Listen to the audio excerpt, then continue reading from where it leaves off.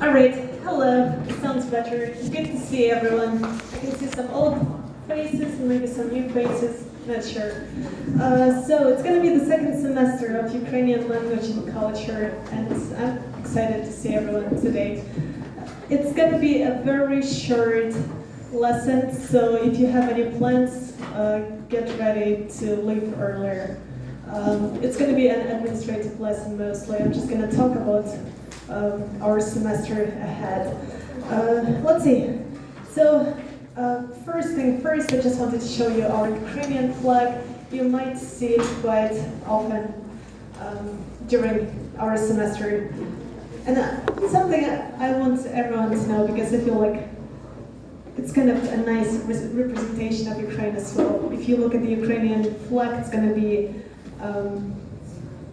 blue at the top and yellow at the bottom, which represents the sky and our grain. So it's something we're super proud of. It's our agriculture, because we've got the best land that produces quite a lot, quite easily.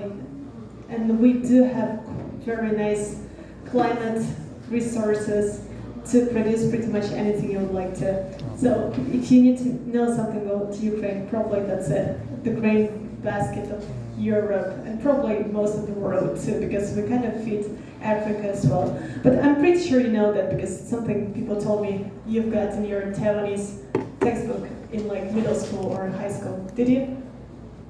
No? Maybe not? Okay. Someone told me that. And maybe a few words about myself. So, quite tiny, but that's my name. My name is Vlada Perekrestova. And that's a Russian surname. If you look at the ending Ova, that's how you know most Russian surnames, I mean, with the Russian origin. And with Ov or Ova. Sometimes it could be Bulgarian or Czech, so yeah, not always actually. And also, right now I do work as a postdoctoral research fellow in Academia Sinicus. It's been almost a year, and in Tamkhan University I've been around for 2 years, almost 3 years I feel like. Yeah, I was a lecturer before. So I do teach Russian literature, Russian language, and Ukrainian culture. So actually we do have the Russian language lesson for A1 level from 2 p.m. to 4 p.m. today on Thursday. So if you would like to learn some Russian A1 level for the beginners, you're welcome to join. Just before this class, pretty much. So 2 hours before this class. Yeah, that's it. Maybe I also should mention that I did my PhD at National Chengchi University, and I did some social science stuff, but I do have a degree in linguistics, and it's one of my biggest passions too, so I'm excited to be here. I hope you like your major too. I believe most of you are in linguistics. Alright, and let's just have like a really short question. I hope those of you who took the class last semester remember that. How do you spell Kiev? It's the capital of Ukraine. Is it going to be Kiev with I-E or Kyiv with Y and I? What do you think? Let's say number 1 or number 2. So some of you think it's number 1, and some of you think it's number 2. Can we do some voting? Who thinks it's number 1? I would say like, okay, 50%, almost 40%. What about Kiev? Oh, less than you. Okay, actually that's what we like right now. Maybe someone can explain why this one is a good one, according to Ukrainians. because the one on the left is like the Russian root. Yeah, true. Okay, so if you write down the word Kyiv, the name of the capital, in Russian, it's going to be like that. So it's K, I, Y, V, Kyiv. But if you, just to make sure everyone knows what's going on, it's Russian language. And if you write down it in Ukrainian, it's going to be Kyiv, as you said, thank you. So it's going to be K, Y, E, and V. So, as you might know, in Ukraine, everyone speaks both Russian and Ukrainian. So, the Russian spelling is going to be Kiev, and sometimes you can see it on the news, but we don't like it. Every time Ukrainians see that, we always specify that, no guys, it's actually Russian. If you want to address our capital, you need to use the Ukrainian Latinization, which is K-Y-I-V. So starting from now, if you ever want to write it down, please use the Ukrainian language because it's the capital of Ukraine, pretty much. So K-Y-I-V. And what about like in Polish is Kijów? Like Why do I talk about? like my Polish friend what is really like Yeah, it's just Polish language. yeah. Yeah. So it's fine. Like I mean, if you write in Polish, of course, it's fine. I'm just talking about English, like when you use in English, right? And that's our spelling, Ukrainian spelling, and this Russian spelling. Sure, of course, like if you use other languages, it's going to be other spelling. Yeah. Okay, thank you. And we did talk about that last semester, so I do hope some of you remember more about Kyiv. Actually, I wanted to ask you, what do you remember about Kyiv? The capital. Maybe can we talk about founders of Kyiv? Anyone who remembers the founders of Kyiv? Founders? No? Or maybe how old do you think Kyiv is? So Kyiv is one of the oldest cities in Europe, actually. How old do you think? When was it built? When was like the first source created about Kyiv? Just give me the number. It's going to be a century. So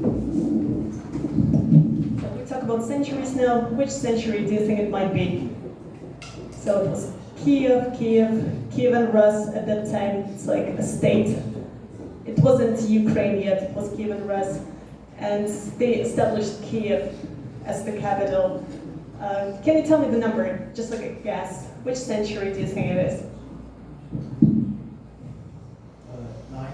9? Okay, I've heard you. Can I have more guesses? At least 5 more until I hear the right answer. 12. 12? Okay, let's see. Actually, you can go this way. What else? 6? Okay. Maybe a few more? 5? And maybe one more? 4, okay. And, alright, the 5th century is the answer. The 5th century was the time when Kyiv was created. And the fun thing, we actually have the history written by the priest. So in that time it was a priest who wrote down everything he saw around. And we do have the book, so unfortunately it was not translated to English. But so if you read like English sources, it wouldn't be mentioned. But if you read like Ukrainian or Russian sources, that's when you can actually like see the literature and the history written by that guy. And so the founders of Kyiv, we like the story, Ukrainians like it. So in old time, there were 3 brothers and their sister. Anyone remembers the names?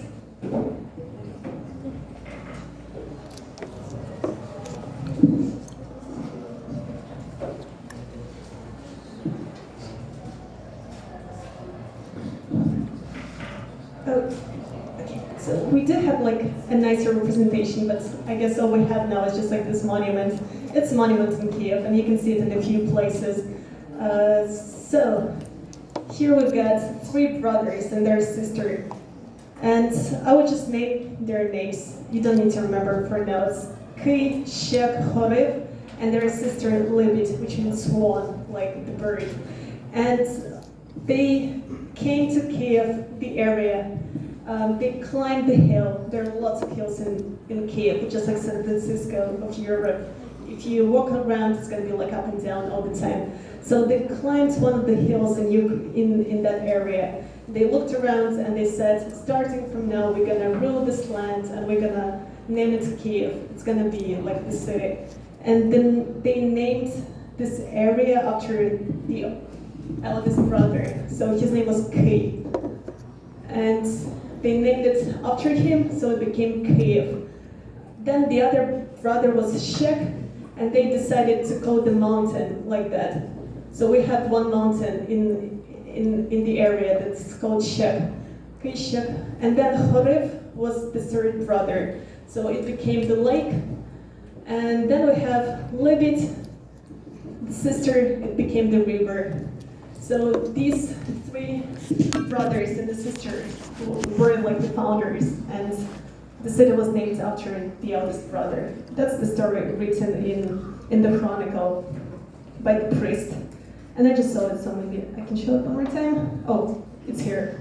So it's like a very old text written by the priest, and they translated that to Ukrainian and Russian, and unfortunately not to any other language. So you can only see it in old Russian and Ukrainian and Russian. That's it.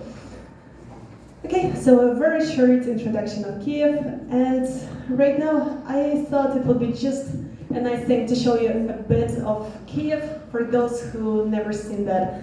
And you're gonna hear the song. It's a very special song for us. So just like listen the melody a bit, and maybe let's see some pictures from Kiev. I hope it works. Sometimes it doesn't.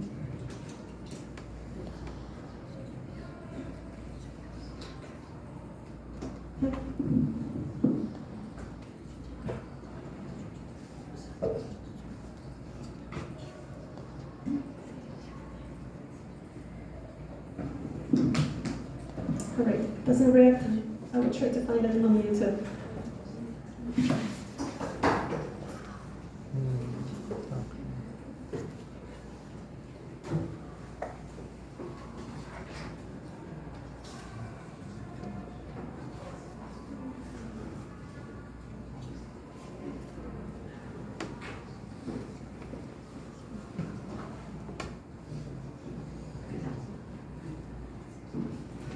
小心问师也要有好袋子。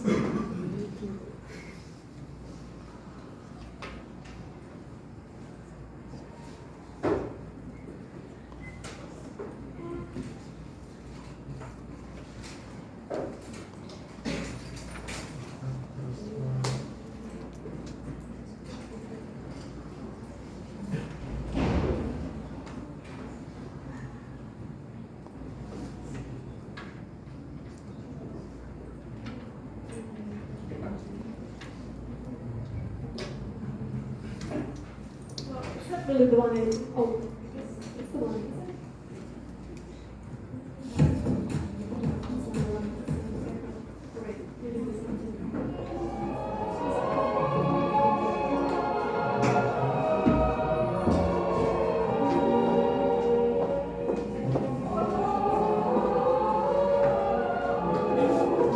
So that's three brothers and sisters.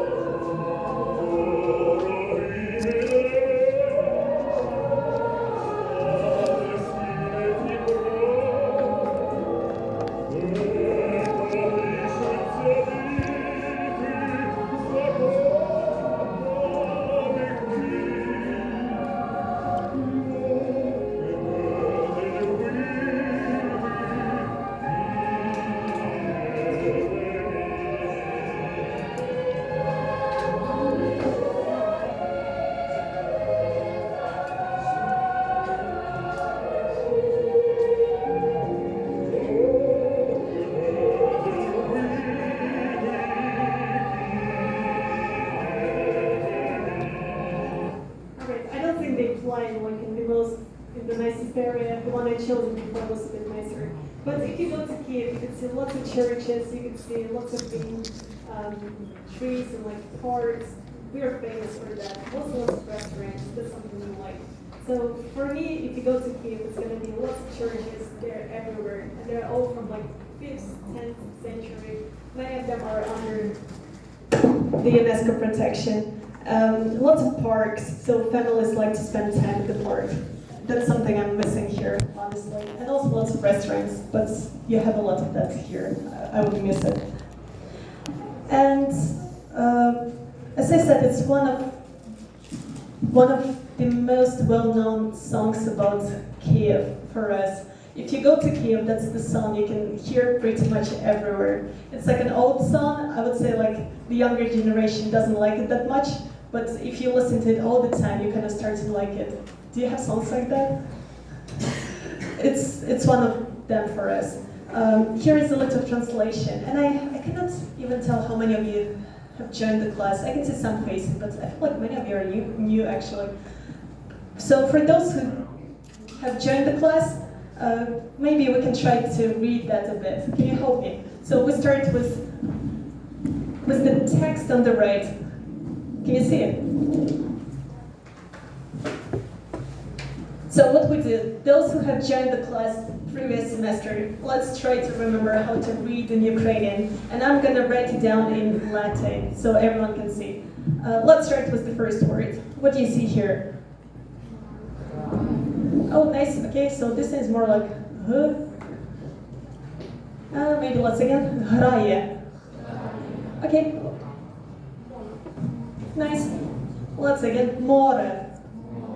And those like lines on the top is just a stressed syllable. So грає, море. And the last word. Зелене. Yeah, that's what I see. So maybe let's say it together. Let's go. Грає. Море. Зелене. Okay, let's read the second line. Nice. This is in Ukrainian. Let's again. Тихий.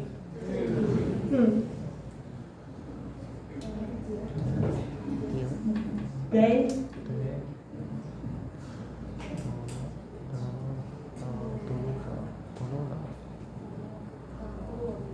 Догора. Okay, let's do it this way. Can you raise your hand if you learned Ukrainian or Russian letters or any Cyrillic letters? So I just know what's going on. 1, 2, 3, 4, 5, 6, 7, 8. None of you? 9? Oh, okay. So you're new. Okay, 10. Only 10 of you. Really? Okay. Never mind that. Let's just focus on the last sentence here. It's gonna be 1, 2, 3, 4, 5, 6. Let's do this part.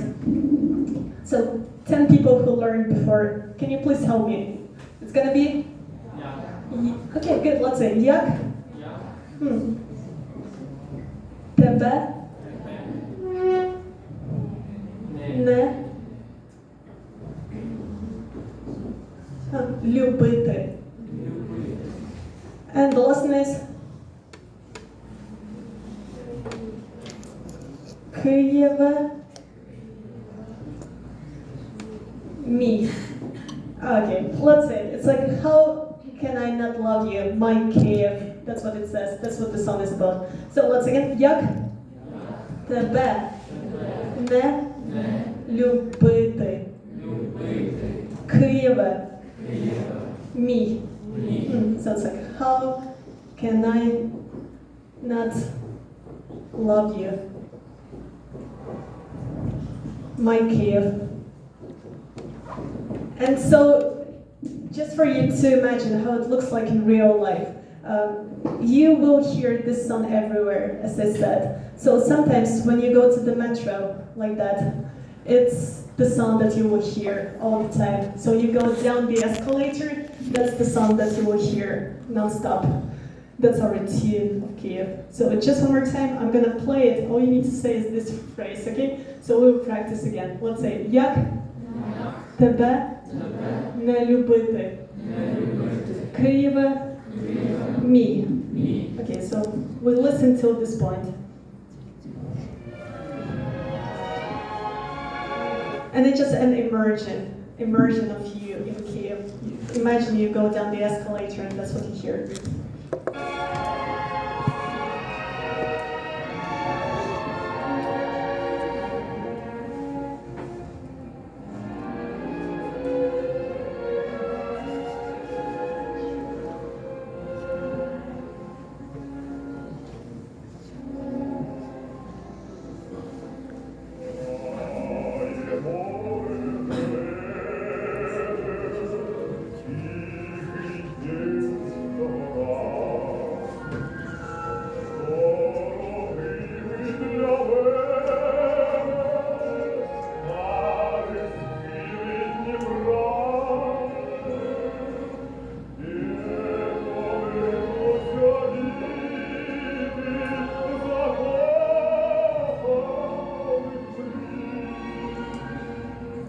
Okay, it's your turn, but I think I messed it up. So that's the point when you need to say that. Let's say, jak?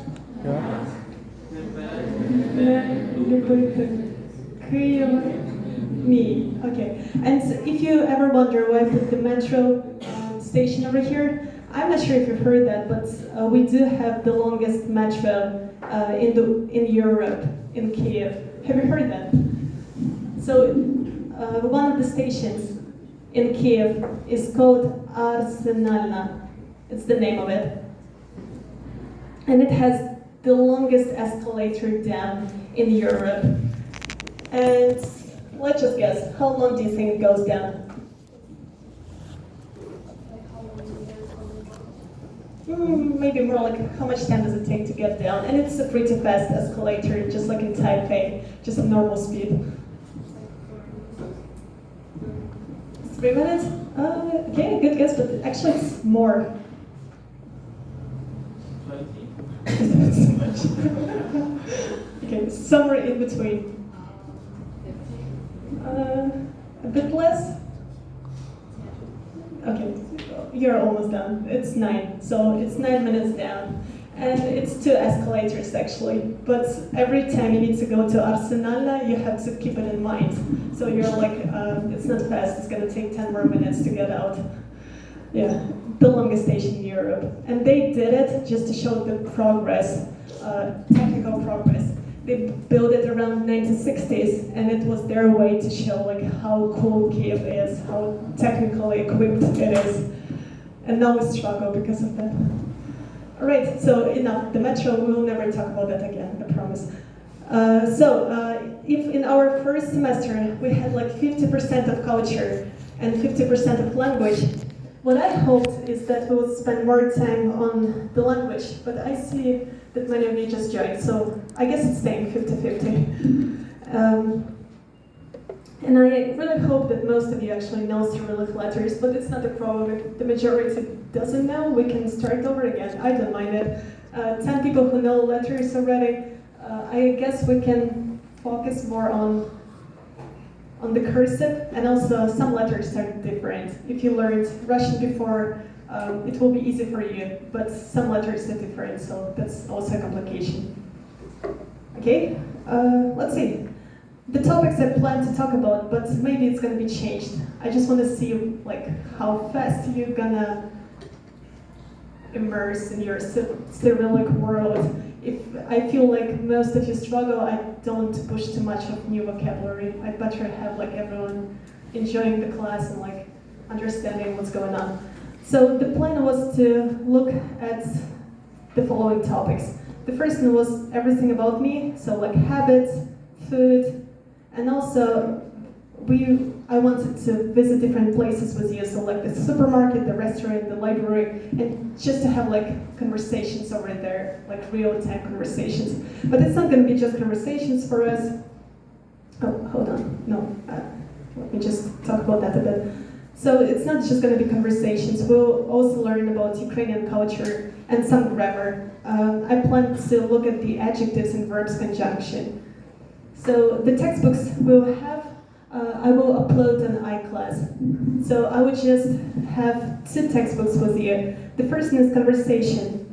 It's going to be those topics I mentioned about you, visiting the city, maybe something else. Maybe I will change that. I will see how it's going on with you. And the second one is grammar and reading. It's a textbook published in Kiev in Ukraine, and it's just a good practice of reading. And also they have lots of grammar, so it's going to be like past tense, present tense, and some adjectives. And also, please just make sure you have it in front of you each class. So it could be on your tablet, or if you want it, you can print it out. It's up to you. Just make sure you have it in front of you. All right, let's go back over here. It's going to be the way how you greet in Ukrainian. So if you choose not to join the class, but you see me around the hallway, you could say that. Or you could say that to any Ukrainian you meet in your life. So that's going to be hi. How do you say hi in Ukrainian? Nice. And let's just see the Latin.